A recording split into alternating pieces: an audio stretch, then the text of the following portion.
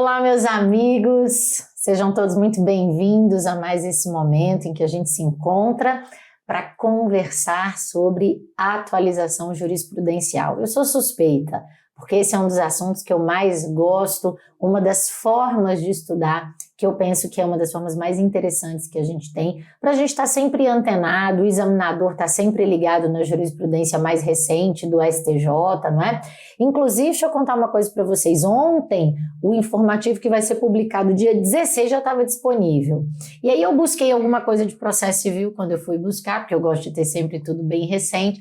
Não consegui localizar, mas isso não tem o menor problema, o informativo vai sair na segunda-feira, dia 16 de agosto, e a gente vai ver o que tem de interessante, né? Consegui buscar o que tinha de direito civil, mas não consegui buscar para você o que tinha de processo civil. O bate-papo de hoje é sobre processo civil, então, e sobre o que a gente tem de atualização jurisprudencial, ou seja, sobre aquilo que a gente ainda tem entendido como interessante, como temas. A gente tem aqui um tema para a gente conversar dentro dessa pegada da atualização jurisprudencial. Eu vou pegar aqui com você, desde logo, vamos dizer assim, vou pegar aqui com você então e eu começo pela jurisprudência. E eu começo pelas súmulas então do STJ. Claro que existem várias súmulas que nos interessam, mas eu vou começar falando com você dessas 4 súmulas, portanto, que são as mais novas dentro do tema do direito processual civil. Então, a primeira súmula 637, todas aqui do STJ, e ela vai dizer o seguinte: o ente público detém legitimidade e interesse para intervir incidentalmente na ação possessória entre particulares, podendo deduzir qualquer matéria defensiva, inclusive, se for o caso, o domínio. Essa é uma jurisprudência que diz muito respeito à realidade aqui do Distrito Federal, vale dizer a você, porque ao menos aqui eu posso falar, a gente tem os inúmeros núcleos urbanos informais, chamados aqui em Brasília, acredito que em muitos outros lugares também, de condomínios irregulares, que são constituídos sob a forma de associação. Mas já há muito, a ministra Nancy Andrighi e tantos outros ministros do STJ já nos ensinavam que, ainda que o terreno seja de titularidade de um, mas ocupado por outro de maneira irregular, que é o caso aí de um terreno, por exemplo, falando aqui do DF, ele é do Distrito Federal, na Terra Cap, mas existe uma pessoa que ocupa, e essa pessoa que ocupa passa para frente, passa por meio de cessão de direitos e assim vai, né? Mas entre particulares, o litígio que se estabelece se dá por meio da ação possessória. E aí depois pode acontecer desse ente público, por exemplo, o Distrito Federal, ou se a gente estiver falando da União, aqui no DF a gente também tem terrenos que são da União, ou em outras unidades da Federação, o ente público vai intervir.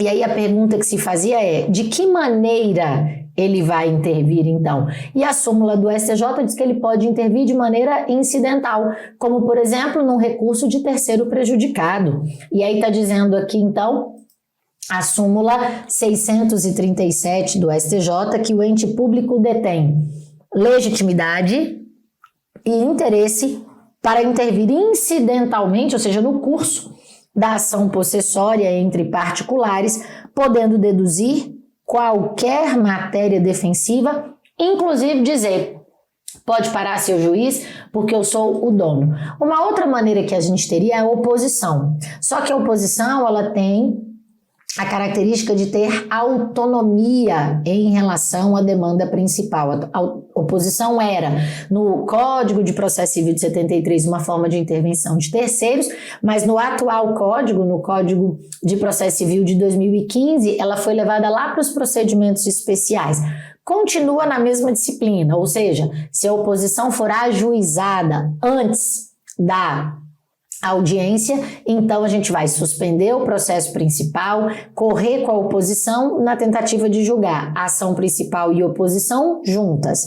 Se não, a ação principal tem seu curso normal, a oposição também tem o seu curso normal, e claro que pode acontecer da sentença da ação principal ter validade, ter existência, ter validade e não ter eficácia. Por quê? Porque a sentença que julgou aqui a possessória entre A e B pode acontecer do ente público falar, seu juiz pode parar, esse terreno não é nem de A nem de B, é meu.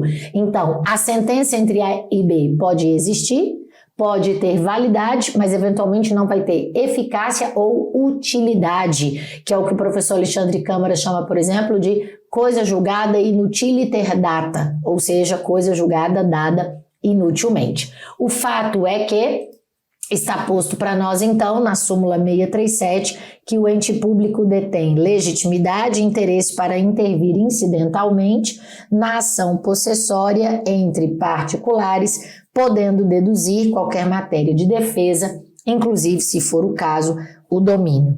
Depois adiante, a súmula 601 cai muito em direito coletivo, em direito da criança e do adolescente, e em direito do consumidor, porque a súmula 601 do STJ vai nos dizer que o Ministério Público tem legitimidade ativa para atuar na defesa dos direitos difusos, coletivos e individuais homogêneos dos consumidores, ainda que decorrentes da prestação de serviço público. E o que seriam serviços públicos que estampam relações de consumo? Os clássicos, energia elétrica e água, né? O tratamento de água e esgoto são serviços públicos, mas que estampam uma relação de consumo. E o Ministério Público, segundo a súmula 601 do STJ, tem legitimidade para intervir, para atuar na defesa dos direitos coletivos, difusos e individuais homogêneos. Apenas lembrando aqui que o conceito de direito difuso, coletivo, individual, homogêneo está no artigo 81 do Código de Defesa do Consumidor. O direito difuso é aquele transindividual, indivisível, é o mesmo direito para mim, para você, para a geração atual, para a geração futura, e o que nos põe nesse grupo de titulares de um direito difuso é uma situação fática. Então, o exemplo mais fácil que a gente tem de direito difuso é, de fato, o meio ambiente ecologicamente equilibrado. É direito da geração atual, é direito das gerações futuras, e o que nos une como titulares desse direito é estarmos aqui, simples assim. Então, se eu estou aqui em Brasília, eu tenho direito aqui ao meio ambiente ecologicamente equilibrado. É um direito meu, se você estiver aqui é um direito seu, e é um direito das gerações que virão. Depois, o direito coletivo. O direito coletivo também é transindividual, também é de natureza indivisível, mas o que une as pessoas é uma relação jurídica. Então, são os vários titulares consumidores de um determinado produto. Aí você vai ter essa relação jurídica. E, por fim, o direito individual homogêneo. O que coloca as pessoas juntas no direito individual homogêneo? A diferença, porque pode ser a origem aí tanto uma relação de fato ou de direito, mas a diferença repousa na possibilidade de cada um individualizar, particionar o seu quinhão, a sua fração de indenização. Por isso que a gente fala que quando tem uma sentença coletiva, num processo coletivo, a gente pode pegar aquela sentença coletiva, liquidar para entender quanto é devido a mim e aí, então, individualizar para executar. Simples assim.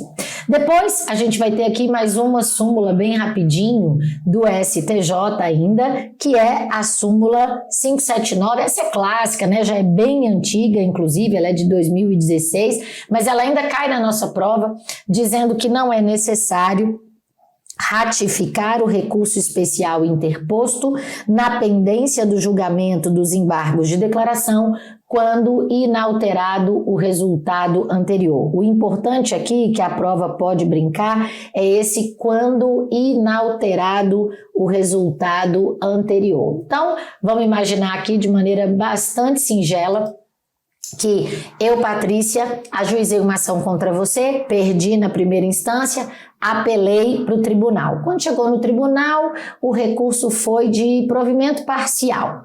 Então, eu tenho interesse em recorrer, você também tem interesse em recorrer. Eu já sei que eu vou entrar com embargo de declaração, mas como a minha situação está pior que a sua, eu vou primeiro opor embargos de declaração, até para fins de pré-questionamento, e depois eu vou entrar com recurso especial. E você não, você resolveu ir direto para o recurso especial, tudo junto. Eu usei 5 dias para opor os embargos de declaração, você usou 15, então, para interpor recurso especial, e aí a gente tem agora a possibilidade, então, do julgamento dos embargos de declaração. Aí, quando os embargos de declaração são julgados, 2 coisas podem acontecer. Um milagre, em que os embargos de declaração opostos são admitidos e providos, e uma vez providos tem consequência infringente. Então, há uma modificação do resultado anterior. Se há uma modificação do resultado anterior, eu ainda posso querer entrar com recurso especial, mas certamente você vai querer mudar as razões do seu. Então, você pode entrar com recurso especial a partir da publicação desse acórdão que julgou os embargos de declaração. Mas como eu disse para vocês, isso é um milagre. Porque o comum, o que geralmente acontece, o ordinário da vida, é o tribunal rejeitar os embargos de declaração, dizendo que eles não se prestam à modificação, à reforma do julgado. Então não muda nada no acórdão. E você já entrou com seu recurso especial. Então, se você já entrou com seu recurso especial, ele já está interposto, não precisa fazer petição, ratificar, nada. Você foi proativo e já colocou lá, tá tudo certo. E eu, agora, a partir da publicação do acórdão que apreciou os embargos de declaração, vou agora entrar, então, com o meu recurso especial. A única coisa importante é que, se inalterado o resultado anterior, então você não precisa se preocupar em ratificar o seu recurso especial, ele já está interposto e consolidado lá. Depois, meus amigos, a última súmula do STJ que eu quero tratar com você, também do ano de 2016, é a súmula 568 do STJ, que nos disse que o relator, monocraticamente e no Superior Tribunal de Justiça, poderá dar ou negar provimento ao recurso quando houver entendimento dominante acerca do tema. Isso também está, verdade seja dita, no artigo 932 do Código de Processo Civil. E é interessante perceber que ele pode dar ou negar provimento, ou seja, ele pode fazer uma análise integral desse recurso de maneira monocrática e, por ser uma decisão monocrática, caberá a interposição eventual de um agravo interno à luz do artigo 1021 do Código de Processo Civil. Dessa decisão monocrática, caberá agravo interno no prazo de 15 dias. Pronto.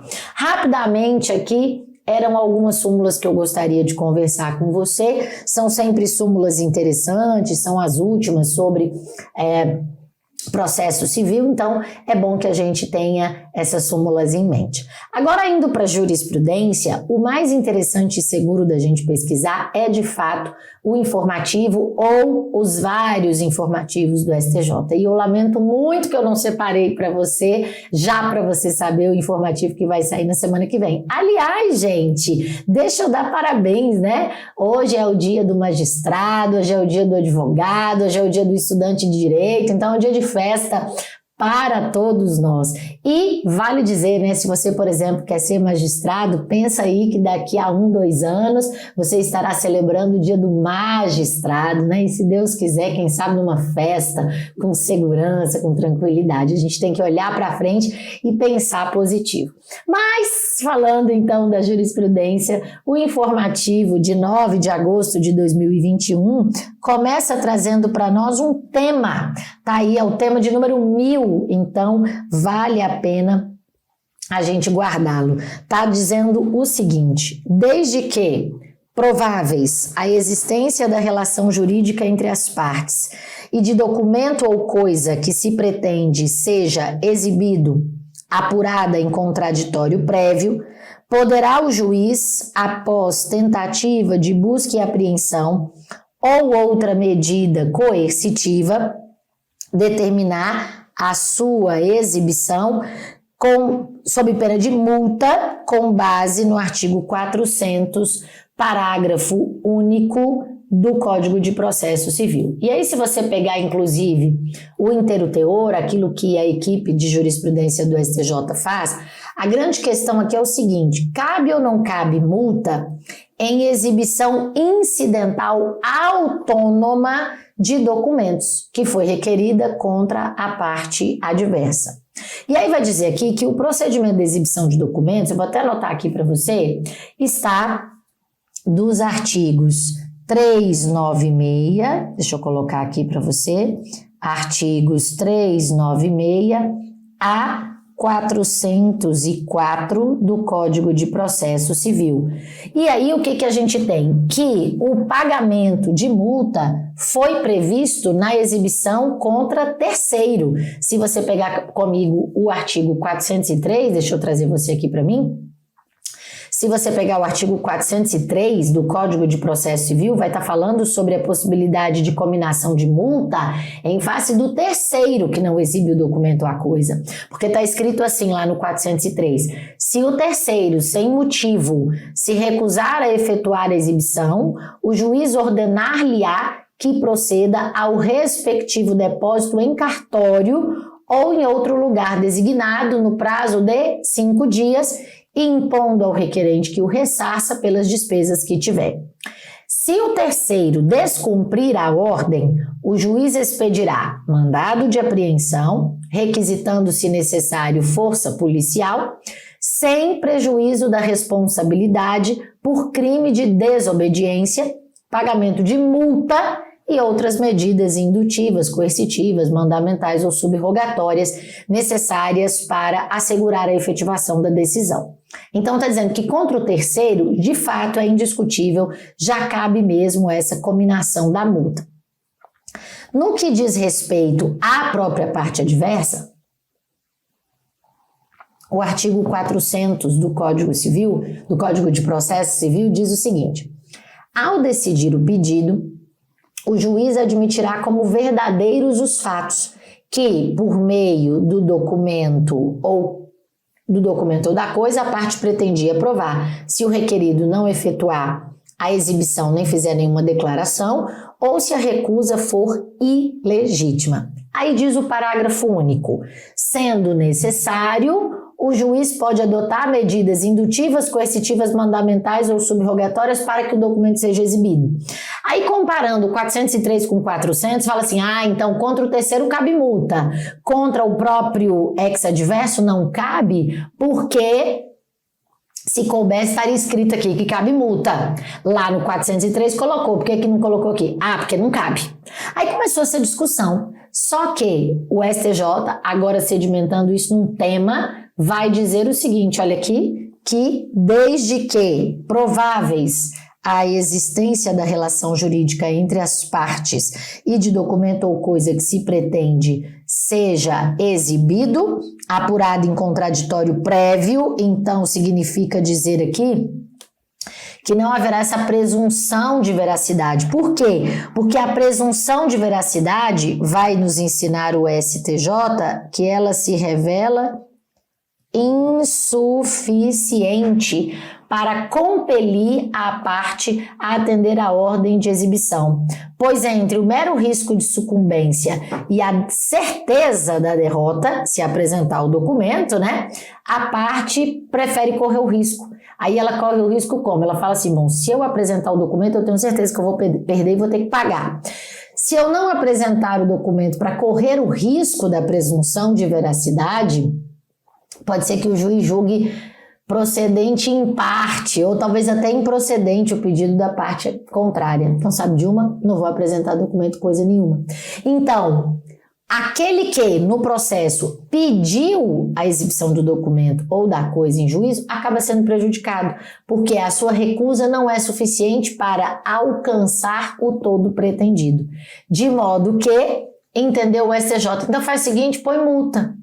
Porque quando a gente põe multa, especialmente se a multa for ficando mais pesada, pode ser que a parte se sinta compelida a apresentar esse documento ou coisa em juízo. Então é por isso que a gente teve que fazer as voltas aí com essa distinção. Muito bem. Depois, outro tema interessante, a gente está tendo tanto concurso de defensoria pública e aqui a gente vai ter um julgado que envolve a defensoria pública, ao dizer que é admissível a extensão da prerrogativa conferida à defensoria pública de requerer a intimação pessoal da parte na hipótese do artigo 186, parágrafo 2º do Código de Processo. E aí você fala assim, ao defensor dativo, nomeado em razão de convênio entre a Ordem dos Advogados do Brasil e a Defensoria, ou seja, a OAB e a Defensoria.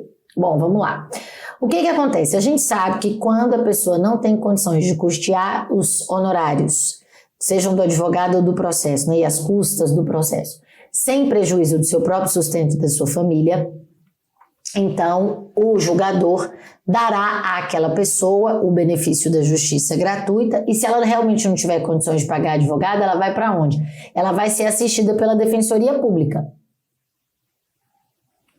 Só que a Defensoria Pública, ela tem das suas limitações, não é?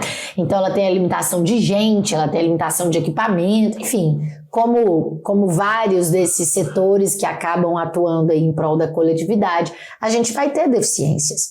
Então, quando a Defensoria Pública não consegue atender de maneira satisfatória pelo volume de processo, o que vai dizer, então, o Código de Processo? Que a gente vai buscar convênios, por exemplo, com a Ordem dos Advogados e trazer os novos advogados aqui, eventualmente conduzidos por um advogado mais experiente, né? Dentro, então, dessa nomeação de defensor dativo.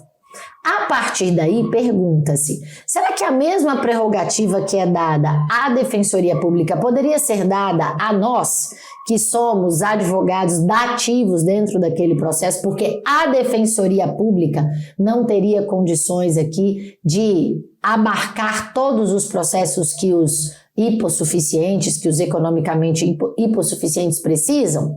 E aí, diante desse cenário, é que nós vamos ter aqui, então, essa questão do artigo 186, parágrafo 2º, dizendo que a prerrogativa conferida à Defensoria Pública da intimação pessoal também pode ser aí alcançada pelo defensor dativo. E aí você poderia até me perguntar, Patrícia, me lembra aí o que está no artigo 186, parágrafo 2º? Claro que lembra. A requerimento da Defensoria Pública, o juiz determinará a intimação pessoal da parte patrocinada quando o ato processual depender de providência ou informação que somente por ela possa ser realizada ou prestada. E aí, nesse sentido dessa intimação pessoal, então a gente vai também pedir isso quando é defensor dativo. Lembrando outro ponto importante falando de intimação para mim e para você. Entre a intimação eletrônica e a intimação que sai, por exemplo, quando a gente faz uma consulta, né, entre a intimação eletrônica, quando eu vou lá, clico e digo que vou tomar ciência daquela decisão dentro do PJS, intimação pessoal, e a intimação, por exemplo, no Diário de Justiça eletrônico, qual que prevalece? A intimação que eu fiz mediante consulta, que eu então tomei conhecimento da intimação mediante consulta, ou a intimação do Diário eletrônico, né, do Diário de Justiça eletrônico? Qual terá prevalência? Aquela que eu acessei. Então, a consulta do próprio advogado tem prevalência sobre a intimação no Diário de Justiça. Mas o fato é que, talvez até mais raso do que isso, né, ou num outro patamar aqui, num outro sentido, a gente vai ter o destaque do STJ dizendo isso. É admissível a extensão da prerrogativa conferida à Defensoria Pública de requerer também, vale dizer, né, a intimação pessoal da parte, na hipótese do 186, parágrafo 2º, ao defensor dativo nomeado em razão de convênio entre a OAB e a Defensoria. Muito bem, vamos adiante. Esse aqui eu até coloquei para você o inteiro teor, né? As informações, na verdade, do inteiro teor, para a gente dar uma passeadinha interessante por aqui. Olha o que diz o informativo 703 no destaque. Não incide a multa prevista no 523, parágrafo 1º do Código de Processo, sobre o crédito superior ou sujeito ao processo de recuperação judicial decorrente de uma ação que demandava quantia ilíquida. Por que isso é importante? Porque vai dizer assim o artigo 523. Na hipótese de condenação por quantia certa ou já fixada em liquidação, e no caso de decisão sobre a parcela incontroversa, o cumprimento definitivo far-se-á a requerimento do exequente, que é o credor no processo de execução, sendo o executado o devedor intimado para pagar o débito no prazo de 15 dias, acrescidos de custas, se houver. Aí diz o parágrafo 1º, não ocorrendo pagamento voluntário no prazo do caput, porque o credor já faz a planilha atualizada do débito, né? Então está dizendo aqui, não ocorrendo pagamento voluntário no prazo do caput, o débito será acrescido de multa de 10% e também de honorários de advogado de 10%. É isso que diz o artigo 523, parágrafo 1º. E aí a pergunta é, será que a gente pode colocar então uma multa em cima desse valor não pago, que seria o crédito sujeito a um processo de recuperação judicial? Essa é a pergunta. E a resposta é que não. Olha lá, de novo, STJ. Vai dizer aqui, ó, não incide a multa prevista no artigo 523, parágrafo 1º do CPC, sobre o crédito sujeito ao processo de recuperação judicial decorrente de uma ação que demandava uma quantia ainda ilíquida, ou seja, mesmo a quantia requerida não era líquida, não tinha o quantum exato, não é? E aí vai explicar aqui o STJ, então, nessas disposições do inteiro teor. Nos termos do artigo 49 caput da Lei 11.101, que é a Lei de Falências, estão sujeitos à recuperação judicial todos os créditos existentes na data do pedido, ainda que não vencidos, sendo certo que a aferição da existência ou não do crédito deve levar em consideração a data da ocorrência do seu fato gerador, que é quando a obrigação, então, foi contraída. Avante. Aí a gente vai direto para o final, tá? Eu deixo para você sempre aqui todo o informativo, né? Todo o inteiro teor, melhor dizendo, para você ter a possibilidade de pesquisar, de ir além. Mas por aqui a gente vai só lá na parte final. E indo para a parte final, o que temos? Vale dizer que não há como fazer incidir a espécie a multa estipulada no dispositivo legal pré-citado, uma vez que o pagamento do valor da indenização por decorrência direta da sistemática prevista na lei não era passível de ser exigida nos termos da regra geral. Ademais, estando em curso um processo recuperacional, a livre disposição pela devedora de seu acervo patrimonial para pagamento de créditos individuais sujeitos ao plano de soerguimento violaria o princípio comum a todas as espécies de procedimento recursal, segundo o qual os credores devem ser tratados em condições de igualdade dentro das respectivas classes. Muito bem, a conclusão aqui é a seguinte: não há a multa de 10% na hipótese de inadimplemento quando o crédito está dentro de uma recuperação judicial decorrente de uma ação que demandava e nem sabia dizer o quantum, né? Que seria uma quantia ilíquida aqui de quem executa, de quem faz cumprir a decisão judicial. Muito bem, mais para frente o que temos aqui é um outro julgado da quarta turma e olha que interessante esse julgado para a gente ter uma prova bem técnica, bem exigente, né?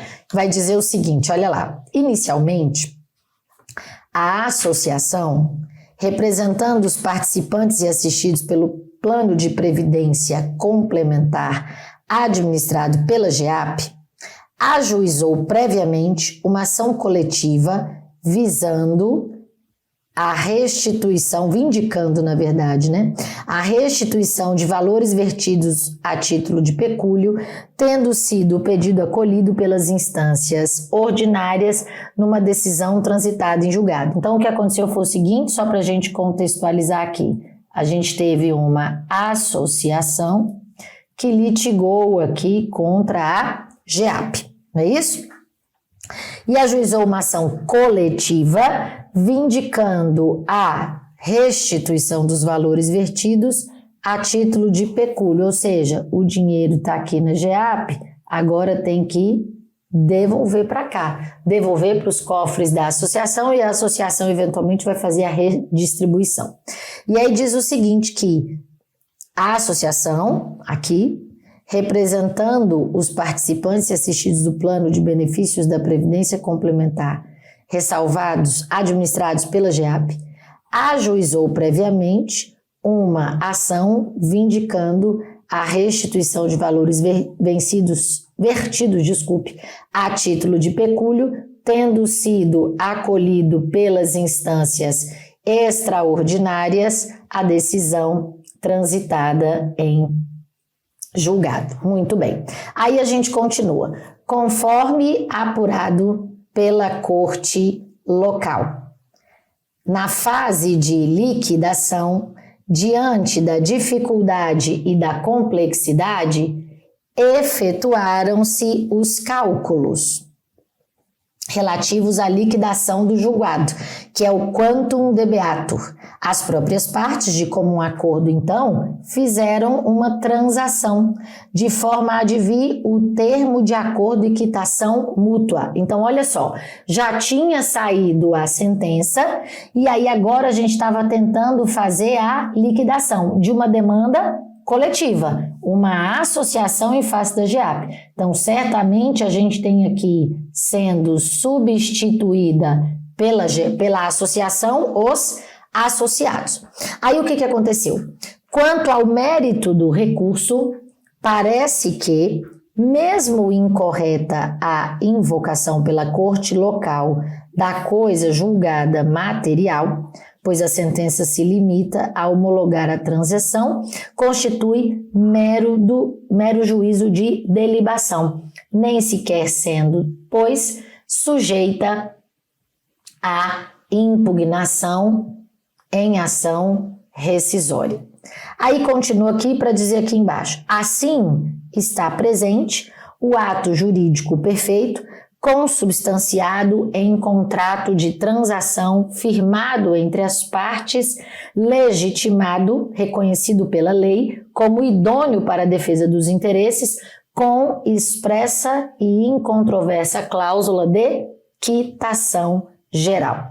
Então, nessa linha de intelecção, vou até dizer aqui, é de todo oportuno salientar que a associação ajuizou uma nova ação condenatória referente à restituição de pecúlio, malgrado apenas mediante ação anulatória embasada no artigo 486 do então Código de 73, que é o aplicável ao caso. E só assim é que se poderia cogitar na desconstituição de um acordo homologado por sentença. Vale dizer, os atos judiciais que não dependem de sentença ou em que esta for meramente homologatória podem ser rescindidos, como os atos jurídicos em geral, nos termos da lei civil. Só que no caso aqui é o contrário, a gente já tinha uma sentença e aí depois, pela dificuldade de liquidação, é que foi feito um acordo. Então, nesse sentido, vai concluir aqui a segunda sessão, em decisão unânime, que, em havendo transação, o exame do juiz deve se limitar à sua validade e eficácia, verificando se houve, então, efetiva transação, se a matéria comporta disposição, se os transatores são titulares do direito, do qual dispõem parcialmente e são capazes de transigir, não podendo, sem que se proceda a esse exame, ser simplesmente desconsiderada a avença. Então, nós estamos dizendo o seguinte, que o acordo que foi feito, mesmo na fase de liquidação, ela não se fala, então, em coisa julgada material contra esse acordo, porque o acordo foi posterior e homologado. Quando ele é homologado em juízo, o que está dizendo aqui o STJ? Que o juiz ele não tem mais o poder de decisão sobre aquele acordo, mas tão somente um juízo, como está dizendo aqui, um juízo de delibação. Tanto que o acordo, uma vez feito, nem sequer pode passar depois pela ação rescisória. Como é que você vai rescindir um acordo que você mesmo fez? A não ser que, claro, tenha havido aí dolo ou coação, por exemplo, né? Ou conluio das partes para prejudicar um terceiro fazendo esse acordo. Mas o fato é que não se fala, então, em coisa julgada material. E, claro, muito menos ação rescisória. Né? Muito bem, adiante, vamos ver mais um julgado que diz respeito à questão da execução. E aí está dizendo aqui o seguinte, não é possível a penhora do auxílio emergencial para pagamento do crédito constituído em favor de instituição financeira. Então, esse aqui é bem interessante a gente saber, porque diz respeito aqui à questão da execução, não é? Então, olha só, diz aqui nesse recurso especial, que era o auxílio emergencial da Covid, né? E aí, se a gente pegar, inclusive, o julgado, vai estar escrito algo mais ou menos assim. O auxílio emergencial foi concedido pelo governo federal, diante da Lei 13.982, e é destinado a garantir o quê? A subsistência do beneficiário no período da pandemia pela Covid. Portanto, é uma verba impenhorável nos termos do artigo 833, inciso 4 do Código Civil. E do Código de Processo Civil. E a gente sabe, né, que qualquer renda, salário, provento, pensão, montepio fica impenhorável, a não ser que essa renda, esse provento fosse superior a 50 salários mínimos. Tudo que ultrapassar 50 salários mínimos pode. A gente tem uma flexibilização desse artigo 833, inciso 4, admitindo a penhora de renda, salário, pensão, provento, se a dívida for de alimentos, e mais recentemente a gente tem um entendimento do STJ, dizendo assim, olha, inclusive foi um juiz do DF, né, que era o devedor. Mas o que acontece? Diz lá, né, que enquanto magistrado ele tem um bom subsídio e consegue viver com dignidade, ainda que penhorado ali um percentual do seu subsídio.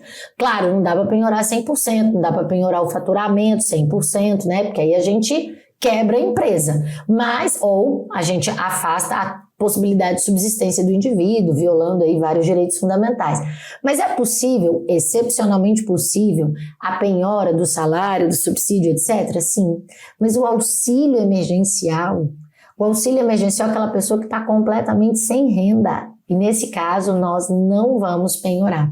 Disse aqui o STJ, só para a gente voltar, que não é possível a penhora do percentual do auxílio emergencial para pagamento de crédito constituído em favor de instituição financeira. Meu Deus do céu, tipo assim, a pessoa está no especial e aí conseguiu receber o auxílio emergencial e recebendo o auxílio emergencial vem o banco e engole. Não dá. Não é? Ou vem o banco e penhora, vem uma instituição financeira, uma administradora de cartão de crédito e penhora o que está lá. Não dá, gente. Ó, para vocês terem uma ideia, só um parênteses aqui, né? A Juliette, que é essa vencedora do BBB 2021, né? Desse ano agora, eu estava assistindo o documentário dela, não assisti todo, mas vi uma parte que falava exatamente isso. Ela pegou auxílio emergencial. Por que ela pegou auxílio emergencial? Porque ela tinha um negócio, salvo melhor juízo, um salão, um estúdio, alguma coisa assim, e aí fechou na pandemia, acabaram-se os eventos,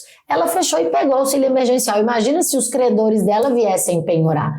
não dá, né, gente? Ali o auxílio emergencial é para a sua subsistência. E ainda vai dizer o STJ, nesse caso aqui, desse informativo 703, que é o último julgado do informativo 703, o nosso mais recente informativo por enquanto, que, no caso, trata-se de uma execução de dívida não alimentar, que foi proposta por uma instituição financeira cuja penhora via Bacenjude recaiu sobre verba salarial e verba oriunda do auxílio emergencial concedido pelo governo federal, tendo o juiz determinado a restituição dos valores em razão da sua impenhorabilidade.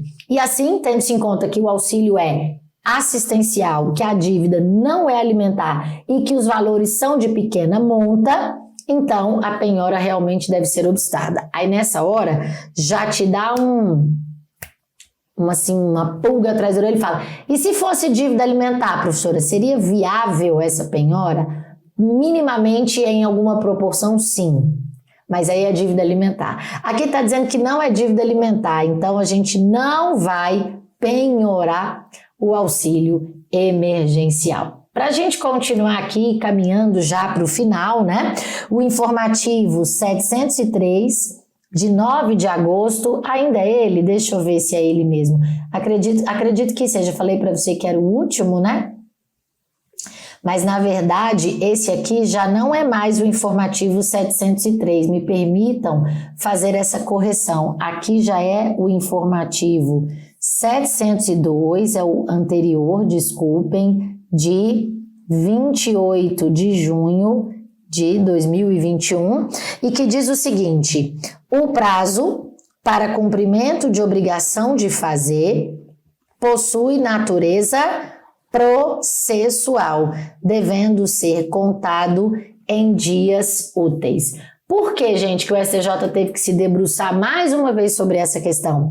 Porque há quem diga, ou havia quem dissesse, que o prazo de 15 dias para pagar nos termos do cumprimento de sentença, lá no 523 e seguintes, ficava na dúvida se era um prazo processual ou material. Quando o executado é citado para pagar, havia uma dúvida se o executado citado para pagar em 3 dias teria que pagar em 3 dias úteis ou em 3 dias corridos. Por quê? Porque pagar é um ato material, não é um ato processual. Então, havia quem quisesse aqui defender que esse curso do prazo se dá em dias corridos. Porque, veja, não é que não tem prazo em dia corrido no Código de Processo Civil. Vou te dar aqui 3 exemplos muito simples.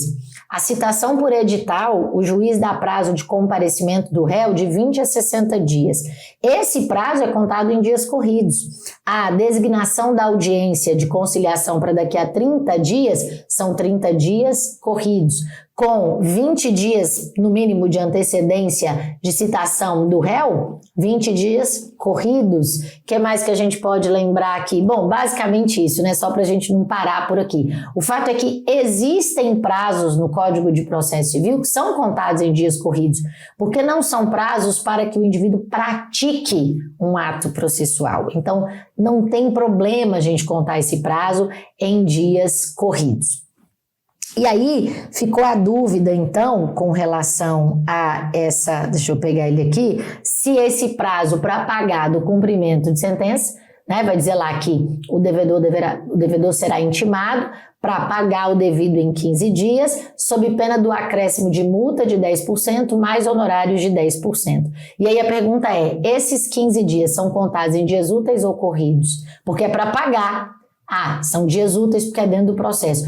E se for obrigação de fazer? Também são dias úteis, porque é uma obrigação a ser cumprida e comprovada dentro do processo.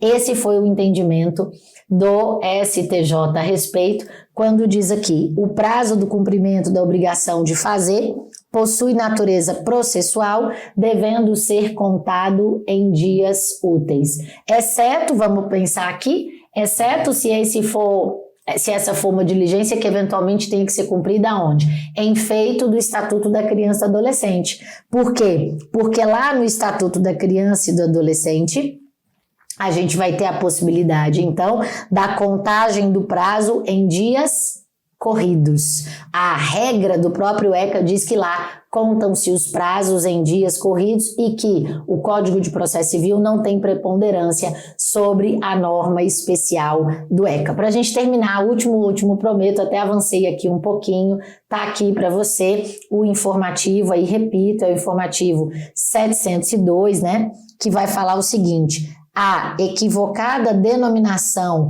do pedido reconvencional como pedido contraposto não impede o regular processamento da pretensão formulada pelo réu contra o autor, desde que ela esteja bem delimitada em contestação. Por quê? Porque o que importa não é o nome, o que importa é a estrutura.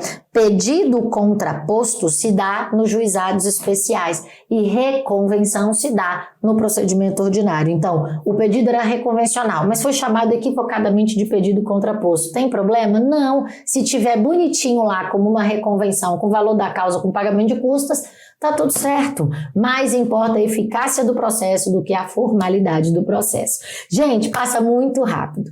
Eu espero que vocês tenham gostado, aproveitado, enriquecido. Eu fico à disposição de vocês. Eu já devo ter deixado para vocês. Lá meu Instagram é Patrícia Dreyer, é bem simples. Eu sempre coloco lá as agendas também daquilo que a gente vai fazer. Ou se você quiser, pelo fórum de dúvidas, você que é assinante, manda um e-mail para mim que a gente conversa, tá bom? Um beijo muito carinhoso para você. Mais uma vez, feliz 11 de agosto e até a próxima. Tchau!